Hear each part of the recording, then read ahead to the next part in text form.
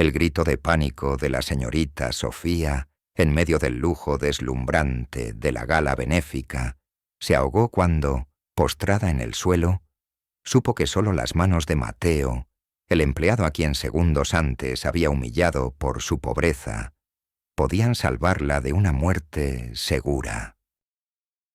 Sus ojos, llenos de un desprecio que se convirtió en terror absoluto, se clavaron en él, en el hombre que representaba su última e irónica esperanza. ¿Sabes, mi querido amigo? La vida tiene giros que ni el más hábil de los dramaturgos podría inventar. Y esta es una de esas historias, un relato donde la arrogancia se topa con la resiliencia y el corazón más noble. Una verdad cruda y sin filtro que te mostrará cómo el valor de una persona no se mide en ceros en una cuenta bancaria, sino en la profundidad de su espíritu. Te hablo de Mateo, un joven cuya existencia fue una danza constante entre la invisibilidad y la promesa silenciosa de un futuro que él, con sus propias manos, se negaba a dejar que le arrebataran. Mateo no era un empleado común.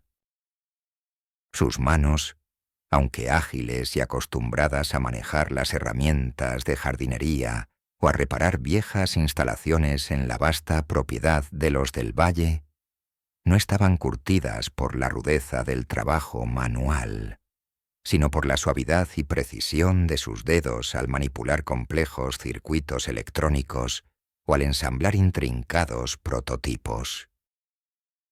Eran manos de ingeniero, de un inventor nato, un don que había heredado de su abuelo, un ingeniero autodidacta cuya brillantez había sido opacada por la falta de recursos y las deudas. Sus ojos, de un marrón profundo y pensativo, observaban el mundo no con resignación, sino con una mezcla de aguda curiosidad y una tristeza silenciosa, la tristeza de quien carga con el dolor invisible de una injusticia que se arrastraba por generaciones. Su ropa de trabajo, un uniforme de jardinero o de mantenimiento, a menudo descolorido por el sol y el uso, no lograba ocultar la elegancia natural de sus movimientos, la finura de su porte, una herencia de un linaje de intelecto que él ni siquiera sospechaba. Vivía en una pequeña cabaña en la parte más antigua de la finca de los del Valle, un cubículo de ladrillo expuesto y paredes que rezumaban humedad, un espacio ignorado por la luz natural, donde el aroma a tierra húmeda se mezclaba con el de soldadura y el de los aceites de máquina que usaba en sus experimentos. Su estudio era un banco de trabajo rudimentario, atestado de herramientas, planos y piezas electrónicas, iluminado por una lámpara de cuello largo que era su única compañera en las largas noches de experimentación y diseño. Era un rincón ignorado por el brillo de la mansión principal, un espacio donde sus sueños de ser un gran ingeniero e inventor cobraban vida, en la intimidad del silencio. Se sentía la mayor parte del tiempo como una pieza de mobiliario rústico en un mundo de opulencia desmedida, un fantasma que se movía entre la gente sin ser visto, mientras él batallaba día a día en las trincheras de la supervivencia y de la invisibilidad. Las miradas que recibía del resto del personal, y especialmente de la familia del Valle, eran de condescendencia velada, de desprecio abierto. «Mateo, ¿todavía con tus juguetes?», decía el mayordomo, con una sonrisa que no le llegaba a los ojos. «Deberías concentrarte en el jardín. Es para lo único que sirves». Otra, una de las cocineras, con un tono más directo, insinuaba con una risita: «Pobrecito, tan metido en sus cosas. Pero el dinero es lo que manda, Mateo. Y tú no tienes un centavo». Sentía como el juicio se cernía sobre él, una losa invisible que lo aplastaba, una vergüenza que no le pertenecía, sino que le era impuesta por la miopía de otros. Sus mejillas se encendían de rabia, una furia silenciosa que apenas podía contener, un fuego frío que ardía en su pecho, avivado por la indignación. Su mandíbula se tensaba con tal fuerza que le dolían los músculos, y sus puños se apretaban con tanta vehemencia que sus nudillos se volvían blancos, mientras sus uñas se clavaban en las palmas de sus manos, un pequeño acto de autolesión para canalizar la inmensa indignación, la impotencia que lo asfixiaba, que lo dejaba sin aliento.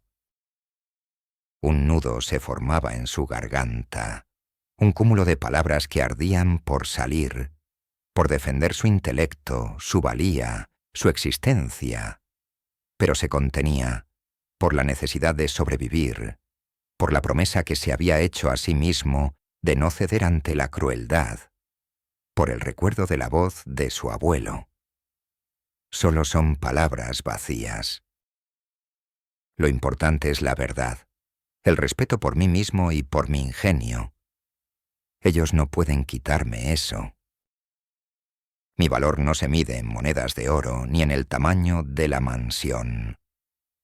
La voz de su abuelo, un ingeniero brillante cuyo talento había sido aplastado por la pobreza, resonaba en su mente como un eco lejano, una melodía constante de fortaleza. Mateo, el verdadero valor no se grita, se demuestra con el ingenio del espíritu y con la persistencia en la verdad. La paciencia es la clave del triunfo, mi niño. El tesoro oculto de Mateo no era una habilidad sobrenatural o una herencia tangible de riqueza material, sino una inteligencia observacional prodigiosa, una memoria fotográfica excepcional para los detalles técnicos y los patrones de diseño, y un instinto inquebrantable para detectar anomalías, ineficiencias y, sobre todo, la mentira y la injusticia en los sistemas. Desde muy joven, había devorado libros sobre ingeniería, robótica y electrónica con la misma avidez con la que otros niños devoraban dulces. Su abuelo, un ingeniero brillante cuyo talento había sido opacado por la falta de recursos, le había transmitido un amor innato por la invención y una sensibilidad intuitiva única para la mecánica. Su instinto para el diseño, para la resolución de problemas, le permitía capturar no solo la forma, sino la esencia de un sistema, la raíz de su disfunción. Esa habilidad, perfeccionada en silencio en su pequeña cabaña, alimentada por su pasión por la invención y su sed de conocimiento, le permitía ver patrones donde otros solo veían caos, detectar anomalías donde los demás solo veían rutina, y discernir la verdad oculta detrás de las fachadas más impecables de los sistemas tecnológicos. Su memoria para los detalles técnicos era tan precisa que podía recordar cada diagrama, cada cable, cada componente de una máquina que hubiera visto solo una vez. Esto, combinado con su talento para el diseño intuitivo y su conocimiento empírico, era su arma secreta. Ni la señorita Sofía, obsesionada con su estatus y su control superficial, ni sus colegas de élite, cegados por la superficialidad y el clasismo, jamás sospecharon que bajo la apariencia de aquel hombre insignificante se escondía una mente brillante, un genio de la ingeniería capaz de desentrañar los más complejos misterios de la tecnología.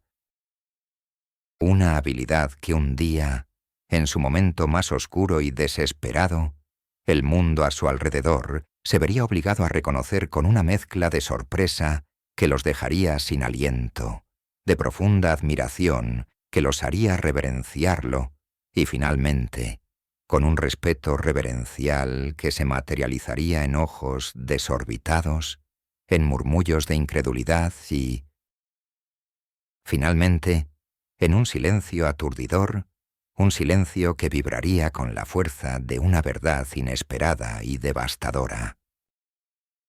La ironía, mi querido amigo, es que el tesoro que ellos tanto despreciaban sería el único que podría salvarlos a todos. La señorita Sofía del Valle, la hija del jefe y la antagonista de esta historia, era la personificación de la arrogancia y el clasismo. Su belleza, pulcra y cuidada hasta el milímetro, con su cabello rubio impecable y sus ojos azules gélidos, era una fachada para un alma vacía de empatía y llena de una crueldad que rozaba la patología. Había crecido en la opulencia, mimada por su padre, don Fernando del Valle, un hombre de negocios cuyo éxito se había edificado sobre la implacable ambición y la completa falta de escrúpulos. Sofía creía que el dinero y el apellido eran sinónimo de superioridad y que todos los demás estaban para servirla. Su voz, dulce y meliflua en apariencia, solía teñirse de un tono de condescendencia que helaba la sangre, un eco de su poder ilimitado. Vestía siempre ropa de diseñador, joyas ostentosas, y exudaba un aire de superioridad que hacía sentir insignificante a cualquiera a su alrededor.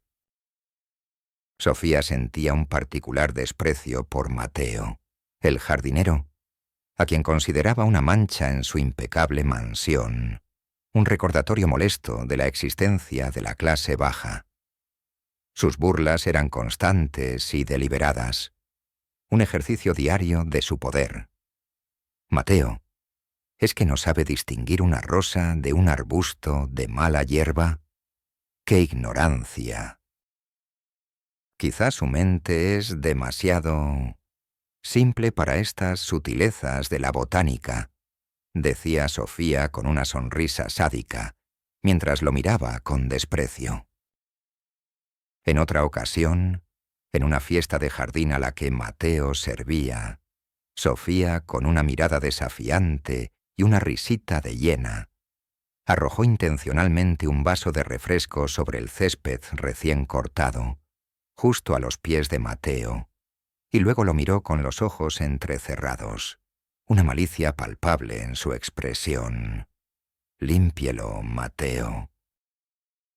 ¿Para qué está aquí si no para servir? ¿Acaso espera que una dama de mi posición se rebaje a limpiar su propia torpeza?» Cada vez que esto sucedía, Mateo sentía el golpe en el pecho, la punzada de la indignidad que le quemaba las entrañas, el asco profundo de la soberbia ajena que se derramaba sobre él. Pero su rostro permanecía impasible, su mirada fija en un punto lejano, su quijada apretada, su espalda tan recta como le permitía la dignidad inquebrantable que le quedaba. En su interior, la rabia ardía como un fuego lento, una brasa que se negaba a extinguirse, pero su mente se mantenía fría, observando cada gesto de desprecio de Sofía, analizando su patrón de comportamiento, memorizando cada palabra, cada humillación, archivando cada detalle para un futuro incierto. Esta mujer es el tipo de persona que nunca ve más allá de la superficie, que solo valora el brillo del oro y el poder desmedido. El tipo de persona que cree que su dinero le da derecho a todo, incluso a pisotear la dignidad y el alma de los demás. Pero no sabe que la verdadera fuerza no se ve, se construye en silencio. Pensaba en su abuelo, en cómo él le había enseñado la importancia de la dignidad, incluso en la más profunda pobreza, cómo el verdadero valor residía en el espíritu inquebrantable, en la honestidad, no en las posesiones materiales. No le daré la satisfacción de verme roto, de verme ceder. No permitiré que su veneno alcance mi alma. Mi dignidad es lo único que me queda, y la protegeré con mi vida. Mi ingenio es mi escudo, y mi paciencia, mi arma más afilada. Algún día, ella se arrepentirá de estas burlas. La vida diaria de Mateo era una rutina agotadora y silente, una danza constante y delicada entre el trabajo físico en la mansión del valle y sus momentos robados de estudio y experimentación. Se levantaba antes del amanecer, cuando la luz tenue apenas comenzaba a filtrarse por la pequeña ventana de su cabaña, y dedicaba esas primeras horas al diseño de circuitos, a la escritura de algoritmos y a la revisión de viejos cuadernos y libros de ingeniería que le había dejado su abuelo. Su pequeño espacio, un rincón apenas digno, se convertía en su laboratorio secreto. El aroma a soldadura y aceite mezclado con el tenue olor a tierra, llenando cada rincón, un bálsamo para su alma atormentada. Era su refugio, su santuario donde su espíritu se nutría, donde su mente, antes consumida por el dolor de la humillación diaria, ahora se enfocaba en la inmensidad de la ciencia, en las complejidades de la robótica y en los detalles olvidados de los sistemas electrónicos. Cada día era un nuevo descubrimiento, una nueva conexión, una reafirmación de su propósito de vida. El contraste entre la vida opulenta de los del valle y la existencia humilde de Mateo era un abismo cada vez más grande, más doloroso, más insoportable. Don Fernando y la señorita Sofía vivían en una burbuja de lujo asfixiante, rodeados de personal que satisfacía cada uno de sus caprichos, donde la abundancia era la norma incuestionable y la escasez, una palabra desterrada de su vocabulario. Su mansión era un despliegue obsceno de arte contemporáneo millonario, tecnología de punta, piscinas infinitas que se fundían con el horizonte y jardines exquisitamente cuidados por un ejército de jardineros. Sofía organizaba eventos sociales donde se hablaba de inversiones billonarias, de viajes exóticos por el mundo, a destinos inaccesibles y de las últimas tendencias en moda de alta costura, mientras se reía de las apariencias ajenas y humillaba a los que la rodeaban. Mientras tanto, Mateo, en su pequeña cabaña, ahorraba cada centavo que ganaba, comiendo lo justo, a menudo preparando caldos sencillos con las verduras de la huerta de la propiedad. La disparidad era una herida abierta y constante en el corazón de Mateo, no por envidia o resentimiento material, sino por la profunda tristeza de ver la crueldad y la ceguera de las personas, de sentir la injusticia en cada fibra de su ser. Cada interacción con Sofía era una punzada, un recordatorio constante de su posición y de la injusticia que lo rodeaba. Sofía, con su voz melosa pero cortante, se aseguraba de que siempre hubiera alguna excusa para que Mateo no se quedara mucho tiempo cerca de la mansión, que no se hiciera demasiado visible en su jardín. Mateo, por favor, termina con esas malas hierbas y ocúpate de lo tuyo. No me distraigas con tus trapos sucios, decía refiriéndose a su uniforme, incluso cuando él intentaba preguntar sobre alguna herramienta. O, si Mateo se atrevía a opinar sobre algo en el sistema de riego, sobre alguna ineficiencia que detectaba, Sofía lo interrumpía con un tono condescendiente. «Ay, Mateo, qué ideas tan simples. Son cosas que tú no entiendes de ingeniería de verdad». «Papá, explícale que en la ciudad las cosas son diferentes, que tenemos la mejor tecnología. No necesitamos sus consejos de jardinero». Mateo sentía cómo el aire se volvía denso a su alrededor, cómo las palabras de Sofía le arañaban el alma, cómo el desprecio de don Fernando lo congelaba hasta los huesos.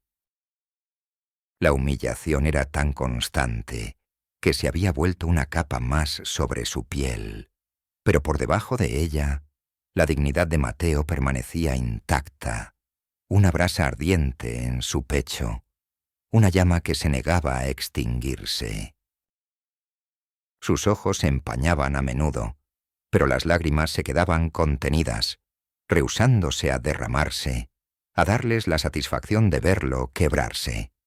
El nudo en su garganta se volvía más apretado, impidiéndole tragar, la boca seca, pero su quijada se mantenía firme, su postura erguida.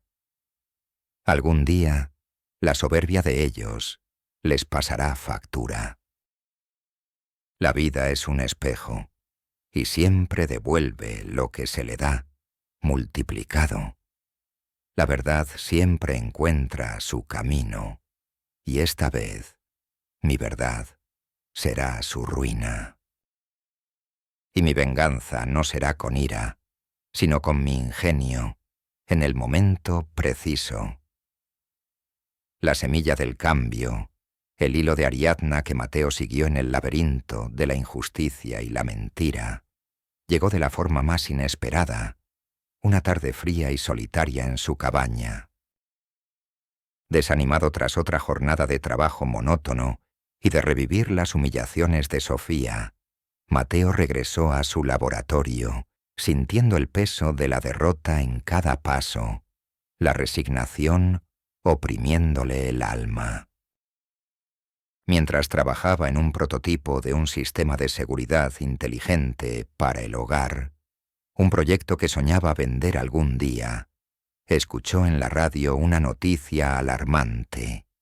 Una nueva enfermedad neurológica, rara y degenerativa, se estaba propagando silenciosamente, afectando a la élite de la ciudad. Una enfermedad sin cura conocida, que causaba parálisis progresiva y, finalmente, la muerte. La radio mencionaba a una de las primeras víctimas, un magnate amigo de don Fernando, y describía los síntomas con detalle. Mateo, con su mente analítica y su memoria prodigiosa, recordó algo. Una vieja anotación en el diario de su abuelo, un boceto de un dispositivo y una serie de apuntes sobre una neurotoxina que afectaba la comunicación neuronal y un contramedida basada en ondas electromagnéticas específicas. El abuelo había estado investigando una extraña enfermedad que afectaba a unos pocos obreros en las minas de don Fernando años atrás. Una enfermedad que, según la sabiduría popular, era causada por la tierra misma. La posibilidad de que hubiera una conexión oculta, un secreto médico que trascendía generaciones y que ligaba la enfermedad a las minas de los del Valle, era un golpe visceral. La mente de Mateo se aceleró, conectando puntos con una velocidad vertiginosa. ¿Es posible? ¿La enfermedad de la que hablaba mi abuelo? ¿Y su contramedida? Si es así, no solo podría ayudar a la gente, sino que sería la prueba de que el doctor, Solís, el médico de Sofía y la élite, con toda su tecnología, no sabe todo, y que los del Valle tienen algo que ver con el origen de esta enfermedad. Sus manos temblaban mientras examinaba los apuntes de su abuelo, intentando descifrar la verdad. La indignación por la humillación diaria se mezcló con una determinación creciente, una chispa que ardía con una intensidad renovada. La idea de que su propio ingenio, su talento oculto para la invención y la investigación, combinado con el conocimiento de su abuelo, pudiera ser su arma más poderosa para desenterrar una verdad tan profunda, era una revelación personal. Su corazón latía con una nueva furia. no de rabia destructiva, sino de propósito, retumbando en sus sienes con el ritmo de un tambor tribal. Un sabor amargo, pero ahora mezclado con la dulzura de una esperanza salvaje, le llenó la boca. Era la bilis de la injusticia transformada en el néctar de la oportunidad, de la venganza justa. La voz de su abuelo resonó en su mente. Mateo, la verdad es un fuego. Una vez que la enciendes, no hay forma de apagarla. Y la paciencia es el arma de los grandes estrategas, de quienes buscan la justicia. La ciencia guarda los secretos de la vida. La chispa se convirtió en una llama voraz, una determinación férrea que la consumía por dentro. Tenía que descubrir la verdad, no solo por él, sino por la memoria de su abuelo, por todos los que habían sido despreciados por su origen, por todos los que creían que el dinero era el único medidor de valor. Voy a construir mi propia verdad, una verdad de justicia que hará temblar a la señorita Sofía y a los suyos. Y mi venganza no será con ira, sino con mi ingenio, en el momento preciso. El proceso de transformación de Mateo fue una odisea solitaria, meticulosa y obsesiva, marcada por el insomnio y una concentración férrea que rayaba en la genialidad. Cada noche, después de su agotadora jornada como jardinero y técnico de mantenimiento en la mansión del Valle, regresaba a su pequeña cabaña y se sumergía en el mundo de los diarios de su abuelo, los planos antiguos y los viejos recortes de periódicos sobre la enfermedad neurológica. Reexaminó cada detalle de los apuntes de su abuelo, cada diagrama de circuitos, cada fragmento de información sobre la enfermedad y la neurotoxina. El polvo de viejos informes y papeles se adhería a su ropa, a su cabello, impregnando el diminuto cuarto. El zumbido constante de su vieja lámpara, la única luz en la oscuridad, era la banda sonora de sus noches de insomnio, y el aroma a soldadura y aceites era su único compañero. Su primera línea de investigación fue la viabilidad de la contramedida de su abuelo, un dispositivo que emitiría ondas electromagnéticas específicas para neutralizar la neurotoxina. Descubrió que la enfermedad neurológica, que ahora afectaba a varios miembros de la élite, tenía un patrón de aparición que se correlacionaba con la cercanía a las antiguas minas de los del Valle, la fuente original de su fortuna. En los diarios de su abuelo, Mateo encontró registros de una sustancia tóxica, liberada por ciertos minerales en las minas, una sustancia que afectaba el sistema nervioso central. El abuelo había diseñado un prototipo de purificador de aire, pero su investigación había sido silenciada por don Fernando del Valle, el patriarca, para evitar un escándalo y proteger sus negocios mineros. Los documentos estaban bien ocultos, sepultados entre miles de folios inútiles, algunos manipulados por los anteriores administradores, pero Mateo, con su ojo para el detalle y su memoria prodigiosa, encontró las pequeñas inconsistencias, las cifras que no cuadraban, los nombres de testigos que habían desaparecido sin dejar rastro. Demasiado limpio, demasiado discreto. Esto apesta a un encubrimiento desde la raíz, pensaba Mateo, mientras sus ojos analizaban cada cifra, cada palabra. Su mente, con su memoria fotográfica, comparaba firmas, fechas, direcciones, buscando la disonancia, el hilo suelto, el eslabón perdido en la cadena de la verdad. Los obstáculos eran constantes y desalentadores. La falta de acceso a equipos de laboratorio avanzados y a información médica privilegiada era el mayor. Necesitaba probar el dispositivo, pero no tenía dónde. Se topó con ingenieros que se rieron de su idea. Joven, un jardinero diseñando dispositivos médicos, está loco. Vuelva a sus flores. Hubo noches en las que la frustración lo abrumaba por completo. Sentía el peso de la tarea, la inmensidad de lo que buscaba contra sus limitados recursos, su propio agotamiento. Su cuerpo le dolía por las horas de trabajo y las noches sin dormir. Su mente estaba agotada por la investigación y la tensión constante. Una vez, en la mansión, Sofía lo miró con desprecio. «Mateo, ¿sigues con tus inventos? Espero que no estés perdiendo el tiempo en tonterías. Y limpia esa hoja de ahí». Su tono era una advertencia velada.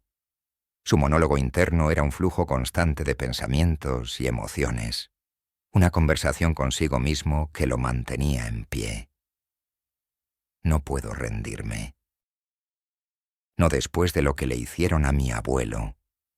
Y ahora, esta enfermedad, que proviene de la ambición de los del Valle. Soy el único que puede entender esto. Mi abuelo no fue un soñador, fue un genio. Sus planos, esta enfermedad, es la prueba. Esto es más grande que yo. Es por mi dignidad, por mi familia, por mi linaje, por mi legado.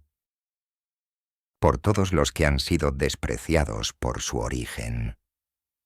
La desesperación a veces la invadía como una marea oscura, y sentía un nudo doloroso en el estómago, una punzada que se extendía por todo su cuerpo, un sabor amargo y metálico en la boca, la bilis de la impotencia. Su respiración se volvía superficial, casi jadeante, y sentía el peso aplastante de la soledad, la inmensidad de la tarea que tenía por delante. Sus hombros se encorvaban ligeramente bajo el peso de su misión. Pero entonces, la imagen de su abuelo, un hombre honesto y visionario, le daba una nueva oleada de fuerza. Él me enseñó a luchar por la verdad. Yo también lo haré. Y mi venganza será mi verdad, mi ingenio. La rabia lo impulsaba, no una furia descontrolada que la llevara a la imprudencia, sino una furia fría y calculadora, alimentada por la sed inagotable de justicia y la necesidad de reivindicar su valía y el honor de su linaje. Sabía, con una certeza inquebrantable, que tenía la verdad de su lado. El entrenamiento de Mateo no fue físico, sino mental, científico y estratégico. Pasó meses sumergido en cursos online de neurociencia básica, de ingeniería biomédica y de electromagnetismo aplicado. Practicó escenarios de diseño de circuitos, análisis de ondas, y debatió consigo mismo en voz alta en su pequeña cabaña. Hubo momentos de frustración, de leyes de la física que parecían inquebrantables, de vacíos en su conocimiento que lo hacían sentir estúpido. «Soy un jardinero, no un científico», se decía, la voz de su inseguridad susurrándole al oído. Pero su persistencia era inquebrantable. Cada frustración era un nuevo desafío que superar. Cada avance, por pequeño que fuera, una inyección de confianza que lo impulsaba hacia adelante. Los pocos ahorros que juntaba, los invertía en componentes electrónicos, en pequeños medidores, en acceso a bases de datos científicas online. El polvo de los viejos libros de ingeniería se mezclaba con el aroma del café nocturno en su pequeña cabaña, mientras el zumbido de su computadora y los prototipos que armaba se hacía constante. La recolección de pruebas no era solo de documentos, sino de conocimiento, de expertise, de una comprensión profunda de los mecanismos de la enfermedad y de la solución. Se convirtió en un experto silencioso, un estratega solitario, un guerrero de la verdad. Su primera alianza crucial se forjó con la doctora Camila Rojas, una joven neurocientífica que trabajaba en el Hospital de la Esperanza, reconocida por su brillantez, pero también por su frustración con la burocracia y la falta de recursos para investigar enfermedades raras. Camila había oído vagos rumores sobre la conexión de la nueva enfermedad neurológica con antiguas minas, pero carecía de pruebas y apoyo. Mateo la contactó, no a través de un canal oficial, sino a través de un foro en línea sobre enfermedades raras. Mateo, con calma y precisión, le explicó su análisis de los diarios de su abuelo, la descripción de la neurotoxina y el diseño del dispositivo de contramedida. Camila la escuchó con creciente asombro, sus ojos brillando con una luz de indignación y de un respeto recién nacido. «Increíble. Usted tiene una visión que hemos ignorado, Mateo. Esta es una injusticia monumental, y una que tiene que ser expuesta». La confianza se forjó en esa pequeña pantalla a través de mensajes encriptados. Camila vio en Mateo no solo un jardinero, sino una mente prodigiosa, un genio en bruto, un hombre con la verdad de su lado. Decidió ayudarlo en secreto, no por dinero ni fama, sino por la pura pasión por la ciencia y la oportunidad de encontrar una cura para una enfermedad devastadora.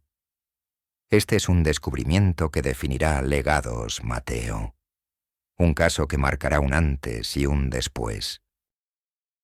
Y yo quiero ser parte de él. Su voz, aunque digital, era firme, infundiendo a Mateo una esperanza que no creía posible. La conversación con Camila se extendió por varias semanas, revelando capas de su propia historia personal, sus motivaciones, sus estrategias para acceder a información interna del hospital y a muestras de pacientes, forjando un vínculo de respeto mutuo y determinación inquebrantable.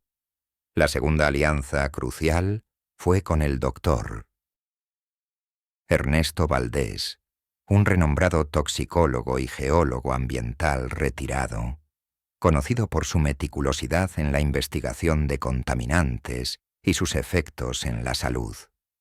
Mateo lo contactó a través de Camila, quien había sido su alumna. Ernesto, un hombre de unos 70 años, con una barba canosa y una mirada que reflejaba una curiosidad insaciable y una profunda rectitud, al principio se mostró escéptico. «Joven, los del Valle son intocables. Su historia está pulcra como el oro». «¿Qué busca usted?». Mateo, con calma, le mostró los diarios de su abuelo, los planos del dispositivo y las correlaciones geográficas entre las minas y los casos de enfermedad. Ernesto, al ver los detalles técnicos y los datos de la neurotoxina, sintió una punzada de asombro. Él había oído viejos rumores en su juventud sobre enfermedades raras en las minas de los del Valle, pero nunca las había podido corroborar. Esta toxina, he visto algo similar en algunos informes antiguos, pero fueron silenciados. Esto es un crimen, Mateo. El doctor Valdés, motivado por la intriga y la búsqueda de la verdad científica, aceptó ayudar.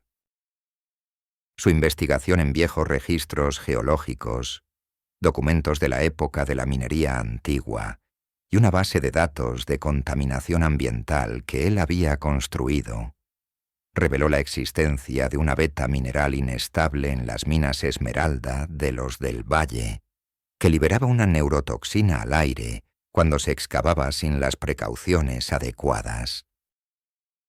Don Fernando del Valle, el patriarca, había silenciado la información para evitar un escándalo y proteger sus ganancias. La lealtad de Ernesto no era por dinero, sino por la verdad científica y la reivindicación de un legado de salud pública. El diálogo con Ernesto fue extenso. Sus explicaciones, sus observaciones sutiles, su sabiduría académica, fueron un tesoro de información que, aunque indirecta, validaba cada una de las sospechas de Mateo.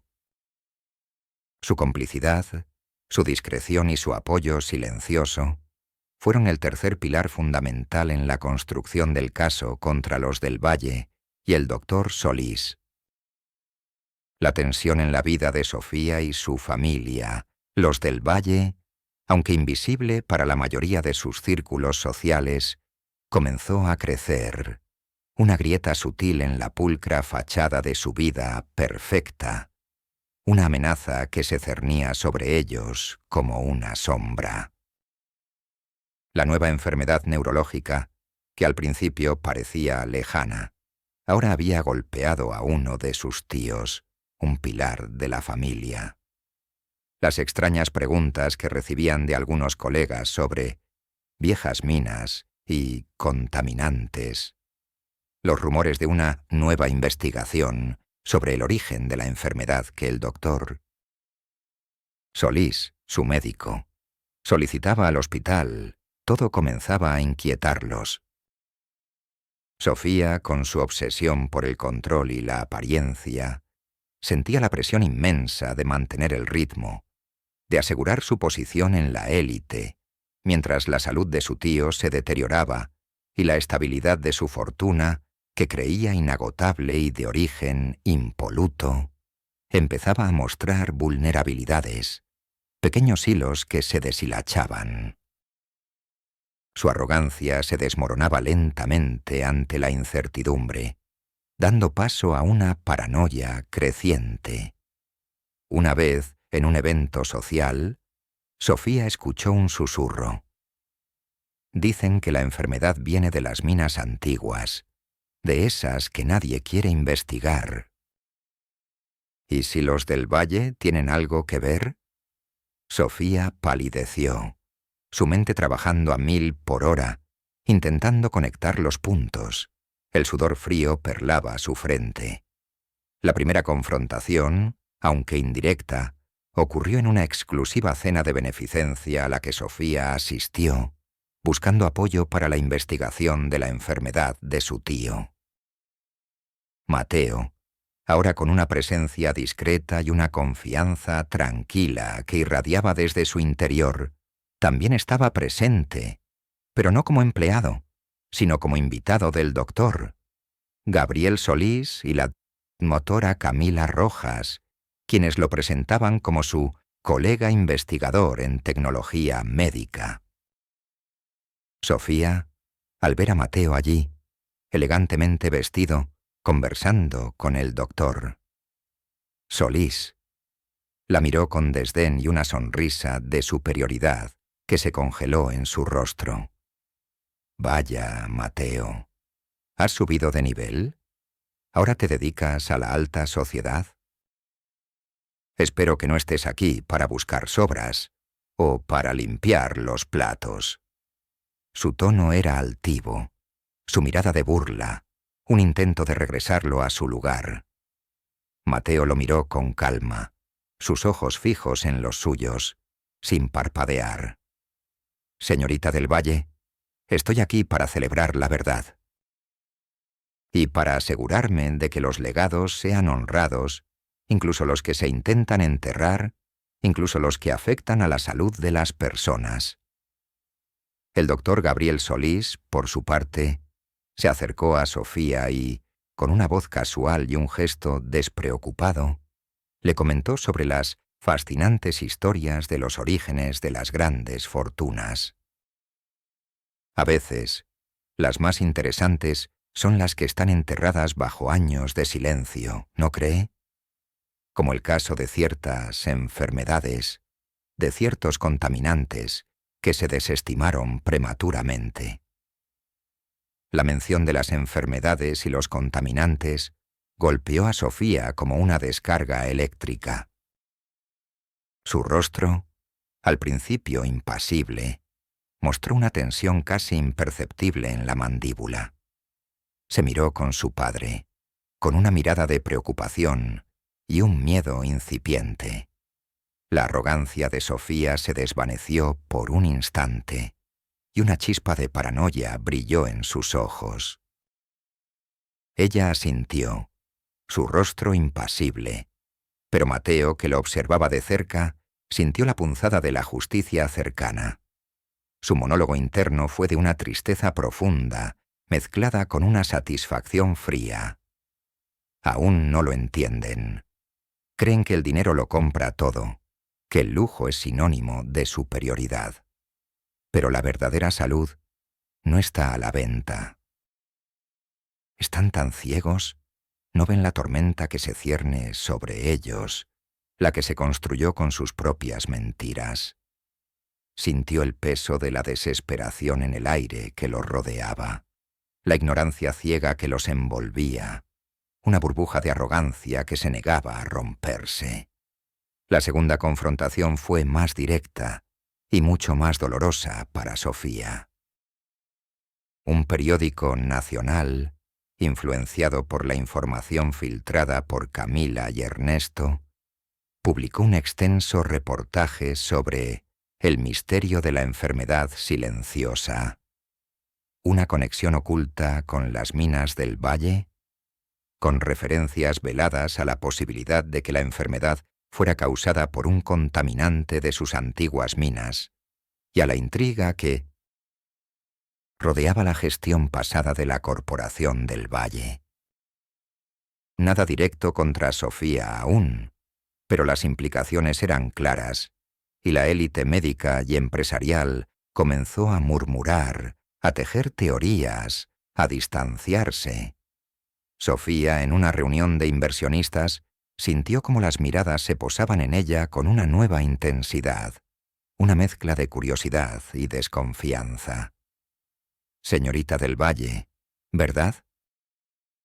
Interesante historia la de su familia. Tantos años, tantos secretos. ¿Quién diría que se esconde bajo el brillo de las minas?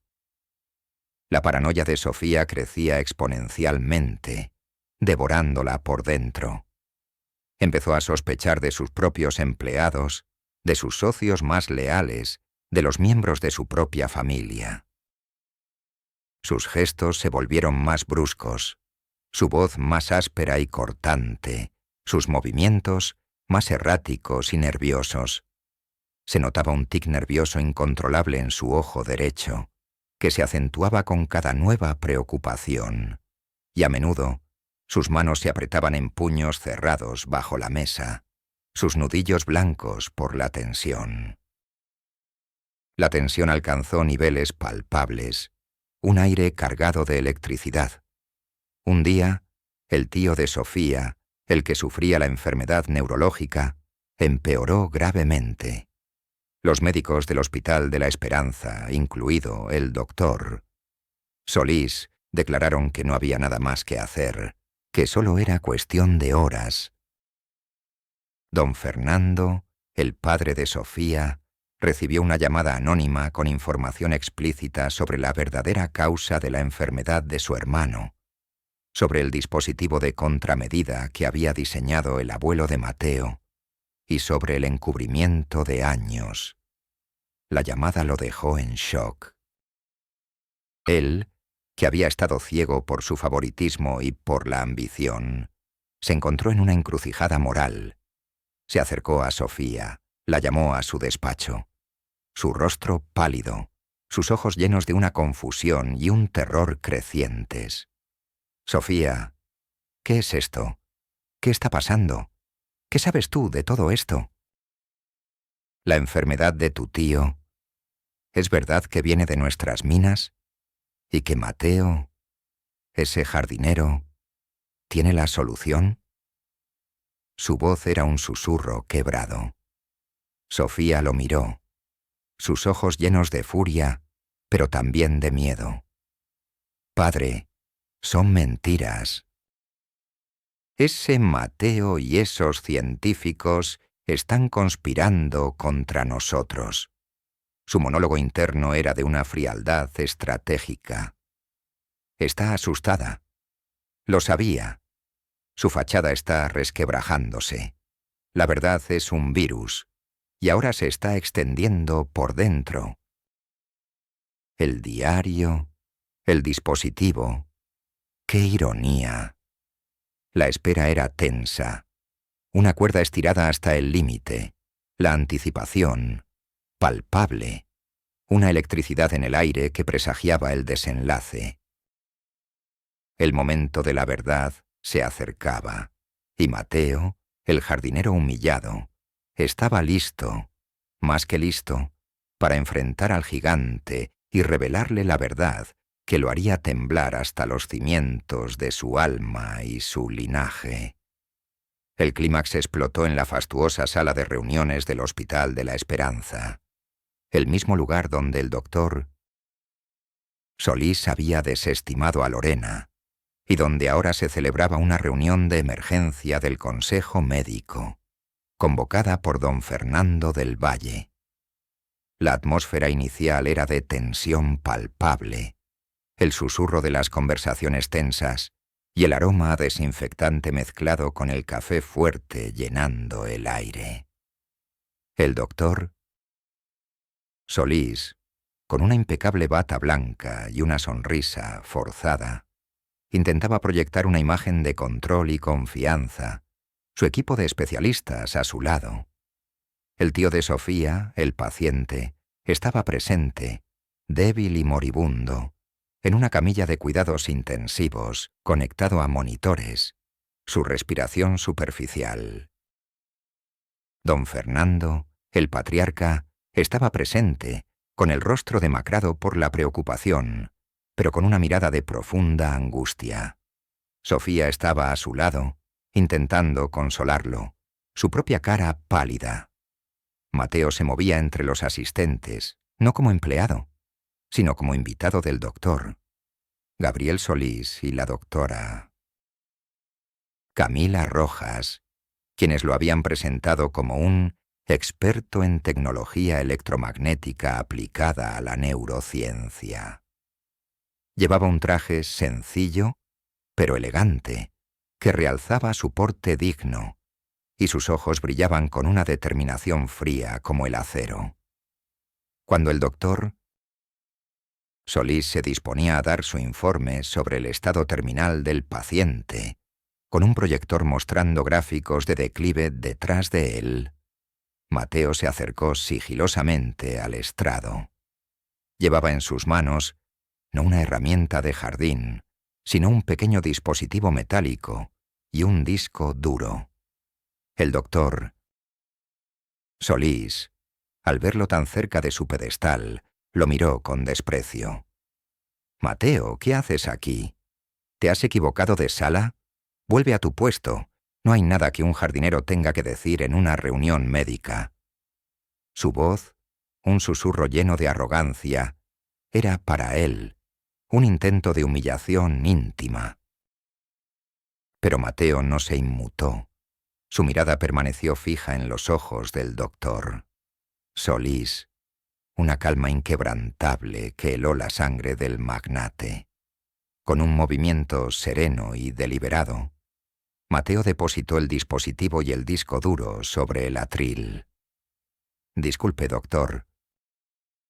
«Solís», dijo Mateo, su voz tranquila, pero resonante, lo suficientemente alta para ser escuchada por todos los presentes. «Creo que este informe será mucho más apropiado para la verdadera causa de la enfermedad del paciente y para su verdadera solución». La imagen proyectada, el informe del doctor de Saint-Polbry.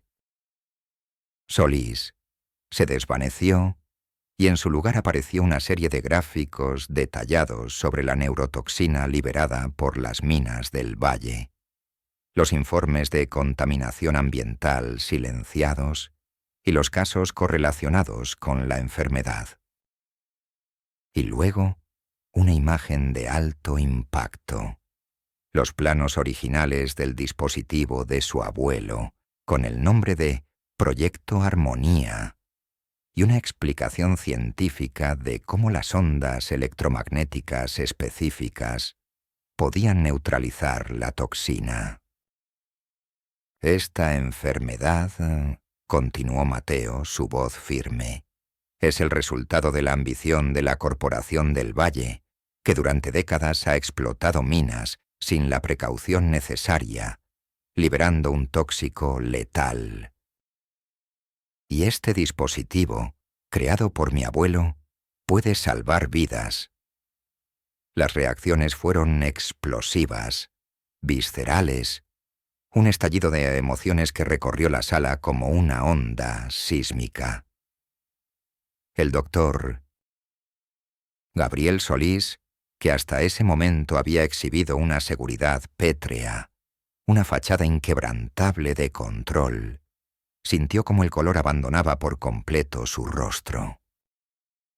Sus ojos se abrieron desmesuradamente, desorbitados por el horror, la incredulidad y un pánico absoluto. Su quijada cayó, dejando su boca entreabierta en un gesto de asombro y terror paralizante.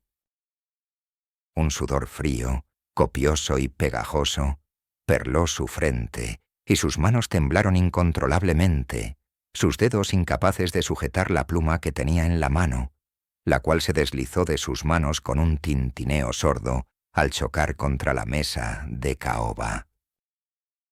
Intentó hablar, intentó negar, pero solo salieron balbuceos incoherentes, su voz estrangulada por el pánico que lo asfixiaba. Sus ojos, antes llenos de prepotencia y arrogancia, ahora reflejaban un miedo primario, un terror ancestral, el conocimiento devastador de que su mundo, su imperio de mentiras y el de los del Valle, se desmoronaba en ese mismo instante. Se volvió hacia Sofía y don Fernando, buscando un apoyo, una negación, pero la mirada de ellos era de puro asco y decepción. Las venas de su cuello se hincharon, pulsando visiblemente. Su respiración se volvió errática, casi jadeante, un sonido gutural que apenas lograba escapar de su garganta. El tic nervioso en su ojo, que antes era ocasional, se desató incontrolablemente, un temblor constante que revelaba su derrumbe completo. Sofía del Valle, la hija del jefe, una mujer que rara vez mostraba emoción, una estatua de elegancia y frialdad, se quedó petrificada en su asiento. Sus ojos se abrieron en un asombro gélido, dilatados por la incredulidad y la traición, y sus labios, impecablemente pintados, se tensaron hasta formar una línea blanca, casi incolora. La palidez se extendió por su rostro, cubriendo su piel con un tono enfermizo, y su mano, que antes reposaba elegantemente sobre la de su padre, se deslizó para cubrir su boca, en un intento desesperado de ahogar un jadeo de horror y repulsión. El brillo de sus joyas parecía ahora un cruel contraste, una burla sarcástica con el derrumbe inminente de su impecable fachada.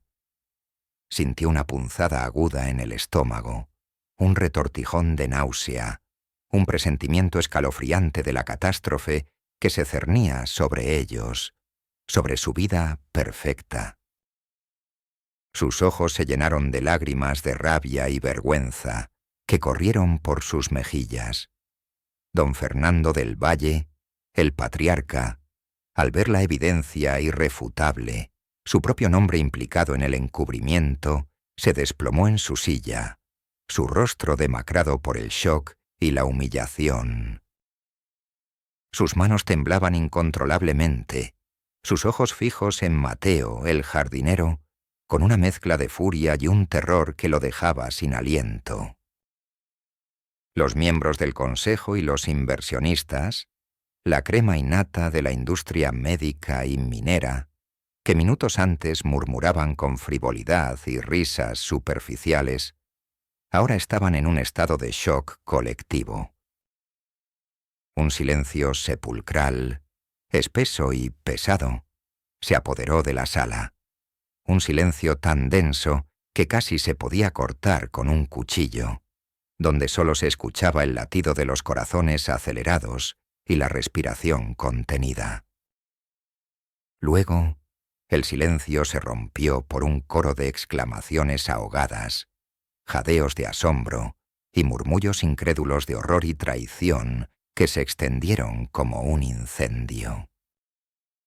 Sus ojos se abrían de par en par, sus bocas se abrían en asombro, mientras sus expresiones faciales pasaban de la sorpresa inicial a la indignación contenida, y de ahí al asco más profundo por la revelación. Algunos se levantaban de sus asientos, incapaces de permanecer sentados, otros se encogían sobre sí mismos, como si el propio aire se hubiera vuelto tóxico con la verdad, una verdad que los había golpeado con la fuerza de un rayo. Mateo, con una calma asombrosa que parecía trascender la tensión de la sala, se acercó al tío de Sofía. Sacó el pequeño dispositivo y con la ayuda de la doctora Rojas y el doctor Valdés lo activó cerca del paciente. La máquina emitió un suave zumbido y una luz tenue, casi imperceptible, parpadeó. Pasaron segundos que parecieron eternidades, y entonces la primera señal. El monitor cardíaco del paciente, que antes era una línea casi plana, comenzó a mostrar signos de mejoría. El color regresó lentamente a su rostro. Su respiración se hizo más profunda, más regular. El milagro, la curación, estaba ocurriendo ante los ojos de todos. Señorita del Valle, doctor. Solís, dijo Mateo, su voz firme y autoritaria, resonando en cada rincón del salón. La soberbia de ustedes, el desprecio por la vida, el ocultamiento de la verdad para proteger su fortuna, ha estado matando a la gente. Pero el ingenio de mi abuelo y la verdad que ustedes intentaron enterrar es la única cura. Hoy, la vida de su tío ha sido salvada no por su dinero, sino por el conocimiento que ustedes despreciaron. Y hoy, los humillados son ustedes. Su última frase, pronunciada con una frialdad y una carga emocional devastadoras, selló el destino del doctor Solís y de los del Valle. El cambio de poder fue instantáneo, una inversión abrupta de la dinámica en la sala. El doctor Solís, el magnate poderoso, el hombre que había humillado a incontables personas, estaba ahora temblando incontrolablemente, su rostro cubierto de sudor frío, sus ojos fijos en la pantalla con una expresión de horror absoluto, su voz incapaz de pronunciar una sola palabra coherente. Sofía del Valle, la hija del jefe, la princesa de la élite, se desplomó en su asiento, su rostro pálido y contorsionado, sus ojos llenos de un terror mudo. Mateo, el jardinero sin cerebro, el invisible, se erigía con la autoridad inquebrantable de la verdad, su voz tranquila y firme, sus palabras, sentencias que se clavaban como puñales en el alma de los del Valle y de toda la industria médica corrompida. En ese momento la doctora Camila Rojas, la neurocientífica, se acercó al estrado. «Señor presidente del Consejo», dijo con voz clara y potente, dirigiéndose a un director que estaba en shock, dadas las pruebas científicas presentadas por Mateo, la correlación entre la neurotoxina y la enfermedad, y el éxito del Proyecto Armonía, solicitamos la destitución inmediata del doctor Gabriel Solís de su puesto y que se inicien investigaciones por negligencia, encubrimiento y fraude contra él y contra la Corporación del Valle por el origen de la contaminación. La vida de miles de personas está en juego. Tenemos pruebas irrefutables Y ahora todo el mundo las conoce. La justicia por fin prevalecerá. El caos estalló en la sala. Los flashes de los fotógrafos, que habían sido alertados discretamente por Joaquín, se dispararon sin cesar, iluminando la escena, capturando la humillación pública del doctor Solís, de Sofía y de don Fernando, sus rostros contorsionados por el shock y la furia impotente. El doctor Solís se desplomó en su silla, su esposa a su lado, intentando consolarlo, pero ella misma estaba en estado de shock, su mundo derrumbándose. Sofía del Valle lloraba en silencio, su vida de privilegios hecha añicos. Don Fernando, el patriarca, al ver la verdad, asintió con una lágrima silenciosa. La sala del banquete se había convertido en un campo de batalla, y la verdad, como un relámpago, había golpeado con una fuerza devastadora la fortuna de los del Valle y la reputación del doctor. Solís, edificada sobre mentiras y engaños, comenzaron a desmoronarse en ese instante, en medio de los escombros de su propia arrogancia y el peso de un secreto mortal revelado. La caída de los antagonistas había comenzado, y esta vez no habría escapatoria. La caída de Sofía, de su padre don Fernando y del doctor Gabriel Solís fue brutal, rápida y sin piedad.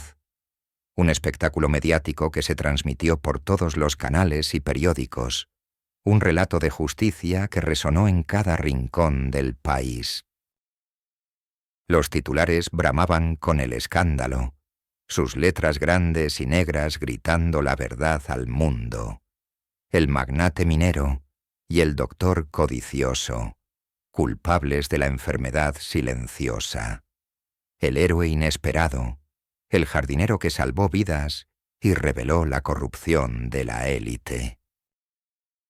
La investigación se amplió de manera exponencial, revelando una intrincada red de fraudes, evasiones fiscales, malversaciones y manipulaciones de informes de salud que se extendía mucho más allá del Proyecto Armonía y de la contaminación de las minas. Don Fernando fue arrestado por cargos de negligencia criminal, encubrimiento de contaminación y fraude corporativo. Su imperio minero se desmoronó, sus empresas fueron intervenidas y declaradas en bancarrota, sus propiedades embargadas y sus cuentas bancarias congeladas por completo. Las escenas de su degradación llenaban los noticieros, un descenso vertiginoso desde la cima de la opulencia hasta el abismo de la humillación más profunda. De su mansión suntuosa, un símbolo de su poder y su orgullo, pasaron a celdas frías y compartidas, sus paredes desnudas y sucias, el hedor a encierro impregnando cada rincón. De los trajes hechos a medida, confeccionados con las telas más finas y de los diseñadores más exclusivos, al uniforme penitenciario áspero y genérico, un trapo que apenas los cubría. De los banquetes exquisitos y las cenas de gala, a la comida insípida y repetitiva de la cárcel servida en bandejas de metal, un sabor a derrota constante. Los amigos y socios que antes los adulaban, que competían por su atención y su influencia, ahora los repudiaban con vehemencia, sus voces alzándose en un coro de condena, buscando distanciarse de su toxicidad y de la mancha indeleble que sus nombres representaban. Sus nombres se convirtieron en sinónimo de codicia, de avaricia desenfrenada y de la más vil traición, un eco constante de su ignominia. Sofía, la hija del jefe, la princesa de la élite, sufrió una humillación pública devastadora. Sus propiedades fueron confiscadas junto con las de su padre, y ella se encontró de repente sin nada, su imagen impecable hecha pedazos, sus círculos sociales cerrados herméticamente a ella, su vida de lujos y privilegios reducida a la precariedad más absoluta. Tuvo que vender sus últimas joyas para subsistir y mudarse a un pequeño apartamento en un barrio anónimo, una sombra patética de su antigua vida de opulencia.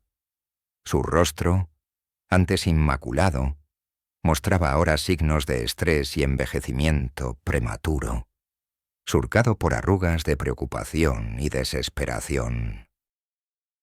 La degradación de Sofía no fue solo legal, con sentencias y prisiones para su padre, sino social y moral, un castigo que la justicia, aunque a veces tarda en llegar, no se negó a entregar con todo su peso.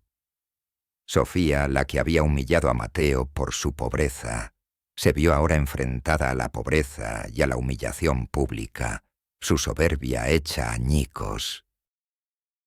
La rabia en sus ojos cuando era escoltada por los pasillos del tribunal, bajo el escrutinio de los medios y la multitud, era palpable, una furia impotente que la consumía por dentro, mientras el mundo que una vez la reverenció por su poder y su fortuna, ahora lo despreciaba con un asco manifiesto y una condena pública.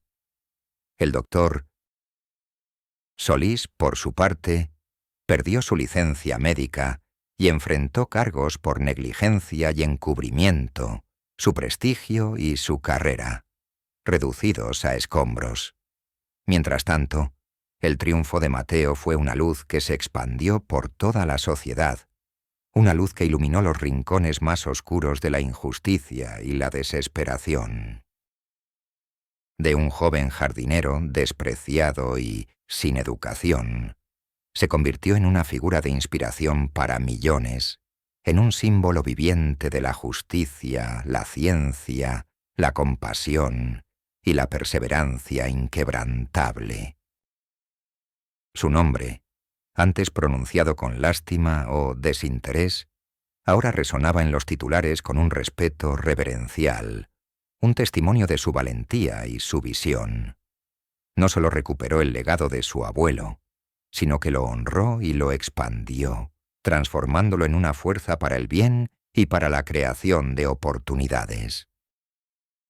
Mateo, con la inestimable ayuda y el brillante asesoramiento de la doctora Camila Rojas, quien se convirtió en su principal consejera científica y socia en su nueva empresa, y del doctor Ernesto Valdés, el toxicólogo, que ahora era su director de investigación ambiental, fundó Armonía Tech. El proyecto Armonía, el sistema de purificación de aire y la contramedida para la neurotoxina, se convirtió en el buque insignia de su empresa, generando no solo ganancias, sino un impacto social y ambiental positivo a nivel global, ofreciendo soluciones de salud y saneamiento para todos, sin distinción de riqueza. Junto a la doctora Rojas y el doctor Valdés, Mateo codirigió la empresa, infundiendo en ella los valores éticos y humanitarios que los del Valle habían ignorado. Fundó la Fundación Legado Armonía, una corporación dedicada a la investigación de enfermedades ambientales y a la provisión de tecnologías de purificación en comunidades desfavorecidas, asegurándose de que el legado de su abuelo, el ingeniero olvidado, se honrara con integridad y compasión. Su objetivo no era solo generar ganancias, sino transformar vidas, crear un legado duradero de innovación, de justicia social y de oportunidades para aquellos que, como él, habían sido subestimados por su origen o por la falta de recursos. La inmensa riqueza de Armonía Tech, ahora bajo su custodia y su ética inquebrantable, se convirtió en una fuerza imparable para el bien. Los millones, lejos de estancarse, se multiplicaron exponencialmente, y Mateo se convirtió en un líder global en el sector de la tecnología ambiental y una filántropa reconocida a nivel mundial, un ejemplo viviente de cómo el poder, cuando se usa con integridad, puede cambiar el mundo y sanar las heridas más profundas. Su nueva oficina, ubicada en el último piso del rascacielos vanguardista que ahora albergaba la sede de la renovada Armonía Tech, era un espacio luminoso, de diseño minimalista y elegante, con ventanales que ofrecían vistas panorámicas de la ciudad que una vez lo había ignorado y humillado. Pero a pesar del lujo y el éxito, Mateo seguía siendo el mismo, humilde y con los pies en la tierra. Su antigua cabaña en la finca del Valle, aunque ya no vivía allí, se transformó en un centro de investigación y desarrollo de nuevas tecnologías de purificación para comunidades rurales, un museo de la resiliencia y el ingenio financiado por su fundación, un recordatorio constante de sus raíces. Su casa actual, una elegante pero cálida residencia donde vivía con su familia, estaba llena de libros, de obras de arte de jóvenes talentos y de los pocos objetos personales que había rescatado de su pasado, un recordatorio constante de su camino recorrido y de las lecciones aprendidas. La paz interior se reflejaba en su mirada, una calma que solo la justicia y el propósito pueden otorgar, una serenidad que irradiaba desde lo más profundo de su ser. El impacto en su familia fue inmenso y profundamente sanador. Su abuelo, que había vivido décadas en el anonimato y la frustración, fue reconocido póstumamente como un genio visionario. Su madre, que había cargado con el dolor de la pobreza y la humillación, finalmente encontró la paz y la alegría. Sus ojos, antes tristes y apagados, brillaban con un nuevo propósito, con la luz de una vida recuperada. Mateo se aseguró de que ella tuviera todos los cuidados y el amor que necesitaba, no como una obligación, sino como un acto de amor y de gratitud. Y ella, con su sabiduría y su inquebrantable espíritu, se convirtió en su consejera silenciosa, su ancla en el mar a veces turbulento del éxito, su mayor confidente. Juntos, Mateo y su equipo redefinieron lo que significaba ser un líder en el mundo de la tecnología y la salud ambiental. Los reencuentros con aquellos que lo subestimaron fueron sutiles, pero profundamente significativos, pequeños ecos de su vindicación que resonaron en cada interacción. Un día, mientras Mateo asistía a una importante conferencia tecnológica en un hotel de lujo, se encontró con Sofía del Valle, la hija del jefe, que solía humillarlo por su pobreza. Sofía, ahora visiblemente envejecida, con la mirada cansada y los hombros encorvados por el peso de la vida y de la caída de su familia, lo reconoció al instante. Su rostro se descompuso, sus mejillas se tiñeron de un rojo intenso de vergüenza, y sus ojos se esquivaron, incapaces de sostener la mirada de Mateo. «Mateo, yo lo siento tanto», balbuceó, su voz apenas un susurro ahogado por la culpa. «Siempre te subestimé. Siempre pensé que no eras nadie. Pero fuiste el más brillante de todos, y yo, tan ciega. Gracias por salvar a mi tío». «Gracias», Mateo sonrió, una sonrisa genuina y llena de compasión, sin un rastro de rencor. «El pasado está atrás. Lo importante es lo que hacemos hoy, lo que aprendemos de nuestros errores. Todos tenemos un propósito. Solo necesitamos encontrarlo y a veces la adversidad nos ayuda a verlo». No había reproche en sus palabras, solo una madurez y una comprensión que solo el sufrimiento y el triunfo pueden forjar. La disculpa de Sofía, aunque tardía, era un pequeño pero poderoso eco de su vindicación, una grieta en la armadura del clasismo.